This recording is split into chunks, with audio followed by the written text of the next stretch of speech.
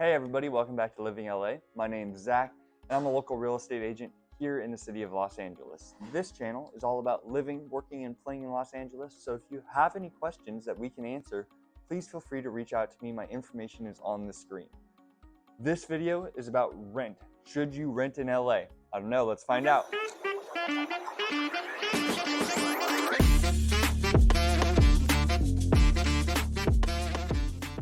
All right, so if you're considering whether you should rent or buy, here are some things that you should consider. First of all, the market in LA is not the same as it was a year or even 2 years ago. Things are currently tough, so don't make pressure decisions. You shouldn't be buying if you don't want to buy. If you feel like somebody is pressuring you into buying, I'm going to suggest that that is not the best move for you, because buying should be a process that ultimately brings you long-term wealth. And if you're being pressured into buying, you might be being pressured into a bad deal. So first and foremost, if you're going to buy, is now the right time to buy for you? Can you afford to buy? Can you extend yourself in that way financially? If you're thinking about renting, there's some other factors that you should take into consideration too.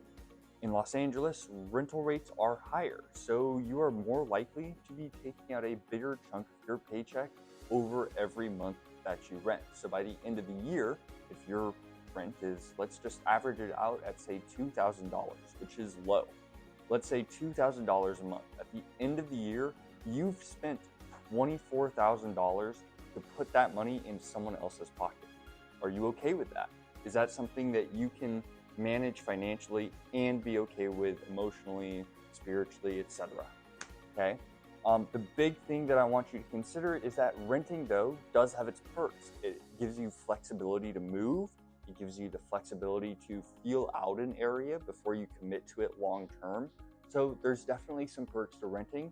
These are just some things that I want you to think about before you rent or you buy. If you're looking to rent, please reach out to us, because we can definitely help you find the right place and get you set up in the right spot. Okay, so if renting is the right decision for you, here's a rundown of what the average rental prices are in Los Angeles now as of October of 2023. So average rent in Los Angeles is about $2,700 for about 800 square feet, a one-bedroom apartment. One-bedroom studio apartment. The more square feet that you get, of course, the higher your rental prices are going to be. For example, a 2-bed is going to run you close to $3,400, and a 4-bed is going to run you close to $8,500. So ultimately, generally rents in Los Angeles are over $2,000. Be prepared for that if you're renting. Though if you don't have a large cash reserve, renting might be a good option for you. In fact, in Los Angeles, 63% of the city's residents are renters. So most people in Los Angeles are not homeowners. Now, you might be wondering, could Airbnb be an option? Well, it might be, but something to consider is the fact that in Los Angeles, in order to run an Airbnb, the landlord or the person hosting has to live on the property. So if you're looking to rent out an Airbnb in order to try to beat rental prices, you might be beating the prices if you're okay with living with the landlord who has to live on the property due to LA County laws about Airbnbs. Okay, so should you buy then? Well, it's a tough market. I would say that the decision to buy or not is going to be situation dependent. Again, if you don't have large cash reserves or you're not in a secure financial position, I would suggest that right now is not the time to take a huge risk on property when you don't necessarily need to. Now, if you're confident in your ability to either make a purchase and have it be successful, or an investment, or you have the cash reserves, or you have a situation where you need to move and you need help, 100% home buying is maybe the right option for you. Generally, though, I'm speaking to everyone who is unsure of what they should do. So if you're unsure of what you should do and you're considering renting or buying, don't walk into a buying situation where you're pressured into it.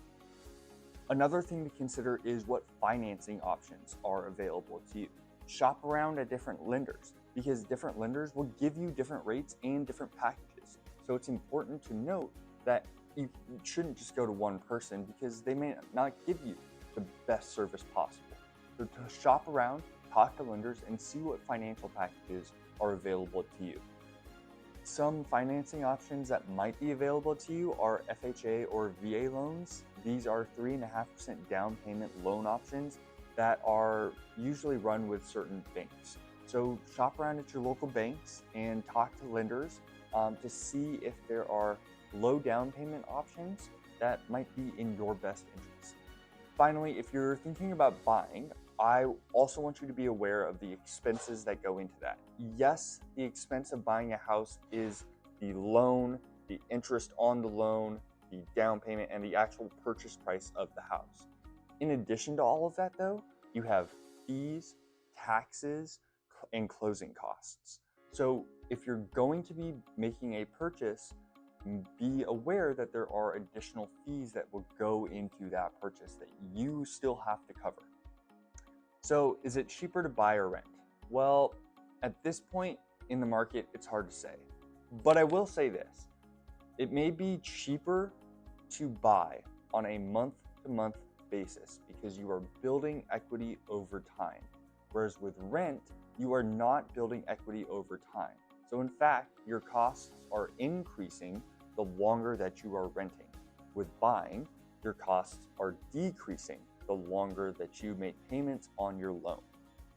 The thing though is that buying requires a lot of upfront investment.